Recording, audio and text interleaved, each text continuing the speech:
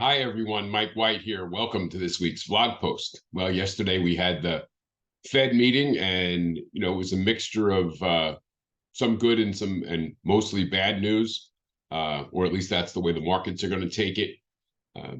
It doesn't surprise me um, because it leads back to something that I've talked about the Fed, maybe even ranted about the last few years, is the Fed refuses to look at real-time data. It refuses to use a statistical analysis that is what most people would consider accurate to today's consumer. Their weightings, their algorithms, their choices of where they get information, and how they process that information is just so archaic. It would be like trying to send a letter via Pony Express today. I mean, yeah, you might be able to figure out how to do that, but why would you do that when you could send it mail, or you could overnight it, or you could send an email, or you could send a text message? There's lots of ways of conveying information. There's lots of sources of information that you can get, and to continue to watch them make these decisions and have these opinions, it almost leads you to believe that the members of the Federal Reserve Board absolutely positively have no interest in understanding reality, that they may have, whatever agenda that they may have, because of whatever views they may have established amongst themselves.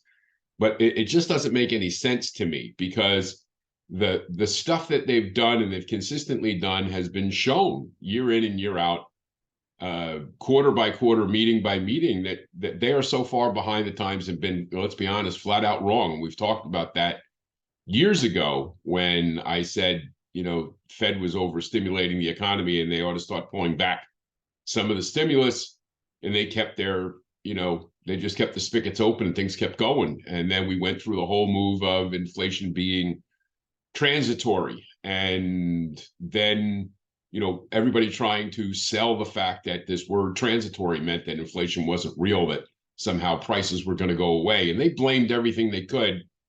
And again, we talked about here that there's no such thing as transitory. Inflation's inflation. And so they've skirted by the issue. They've ignored real data. And once again, they've looked at the economy. And while they didn't raise rates yesterday short term, their language coming out, and we warned about this, last week, was, not helpful, because they said in there the possibility of raising rates once more before the end of the year. Well, if you thought you were going to have to raise rates one more time, why didn't you just do it and get it over with and say we're done?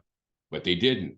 So they put that out there, and then they come out with their dot plot chart. And I've never seen a piece of information put together by, 19 highly paid, highly supposedly trained experts in the world of economics, or whatever it is that they're supposedly trained in. I think they ought to go back to whatever schools they graduated from and get their money back from those degrees, because clearly the Fed dot plot chart has probably been one of the most inaccurate forecasters of anything in the planet. And once again, they've got the Fed funds rate staying above 5% for potentially the next year. And the projections for 2024 were not that much better. And well, 9 of the 19 dots reflected the fact that the Fed funds rate would fall below 5% next year in 2024. And even one of them projecting a low of 4.25% on the Fed funds rate at some point next year. 10 members, more than half, 10 members still have the Fed funds rate above 5%. And what's really scary is one of them even has the Fed funds rate above 6. That person should be dismissed without prejudice. Just quickly get rid of that. What the hell are you thinking? Do you not look or read or look at any? I don't get it, but it is what it is. So I don't think that you need to panic over the Fed dot plot chart, because I don't think that there is a credible spokesperson out there in the world, or economist, mind, or anybody that looks at the Fed dot plot chart and gives it any credibility whatsoever, just because it's been so painfully wrong over the years. But it's going to be hyped. It's going to cause panic. In today's day of social media, there are going to be articles out there about this. And the issues are, people are going to read it and they're going to, oh, the Federal Reserve Board says, blah, blah, blah, blah, blah. Not to mention them confusing the Fed dot plot chart on Fed funds with where mortgage interest rates are. And we know we have that argument all the time. Fed funds rate versus mortgage rates, not the same thing. But that's a battle that we've talked about before, and I know most of us have done a really good job getting in front of. So I know that I believe, it's my opinion, and that's what I express here are my opinions based upon the facts that I can view. The Fed has, over tightened, and considering another rate hike, in the future is at least the very minimum very disappointing that they'd even say that.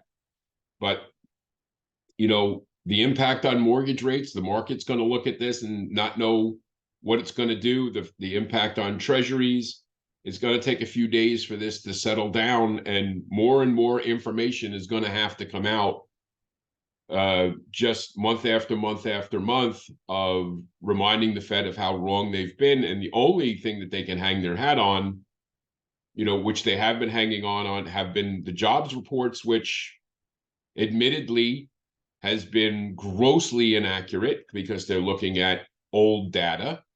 The stats that they've been looking at, because we got beat up by the jobs report, we got beat up by quote unquote used car prices from a year ago. And now we're going to see continued hikes in inflation because of oil prices, because maybe because we're canceling all the leases in the United States and we've stopped producing oil. We're producing less oil now than we did 3 years ago. The federal petroleum reserve is the lowest point in 40 or 50 years, with no sign of it coming through. And we're seeing oil output decrease around the world, maybe having something to do with the Green Summit that the president supported fully. And now we're seeing oil prices 70, 80, 90, $100 a barrel, potentially going higher than that. Of course, that inflation is going to impact the markets. The scary part is here we are. Everything that we're experiencing at the moment in this country when it comes to fiscal pain, everything has been self-inflicted. The inflation problem has been self-inflicted. The Federal Reserve's policy has been self-inflicted. The oil prices have been self-inflicted. All of these things have been self-inflicted, and I don't know if there is the political will to actually look at any of this stuff, step up to the plate, and say, okay, we're all going to grow up, we're all going to fix it, we're all going to move forward, because I think everybody would rather stand in their corner and fight over the fact that the other guy's wrong. And I think that, unfortunately, the American people are going to be the victims of this, and that's where we're going to go. So I think it's really important that we go back to remembering what we said a couple years ago. Remember, I put the bumper stickers out about rates not 4% yet, when everybody was screaming how we left the 2s into the 3s. And then I sent out the patches on those bumper stickers that said 5%, 6%, 7%, 8%. And people in this business and across the country mocked the belief system that interest rates were going to go there. So as a last note, who's mocking who now? We're firmly in the 7s, potentially 8s, after the market moves today, depending upon what type of customer you have and what type of pricing they fall into. And, that falls in line with the fact that, historically, or remember that interest rates over the last 30, 40 years on the 30-year fixed rate loan have averaged around 7 3/4, with a low in the 2s and the highs above 18. Well, 7 to 8% is still closer to 2 than it is to 18, people.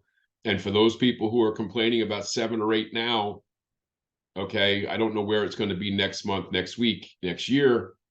But I do know the people who were upset with 6% a month or two ago are thrilled now. The people who got that 6% a month or two ago are looking back and saying, gee, it was really good that I stopped the bleeding when I stopped the bleeding. The people that complained at 5% when we left the 4% range are pretty happy now that they pulled the trigger on that. because those 5% interest rates look really good right now. And even the people who are, who are still sitting on the sidelines, all I can do is, tell you that at some point in time, you either have to stop the bleeding or continue to throw money down a rat hole, renting and not trying to keep pace with what's going on. Because at some point, you've got to realize there's no guarantee that things go lower. And if they do, you can always refinance. So as always, it's Mike at imtcoaching.com. We'll talk to you again next week. Take care.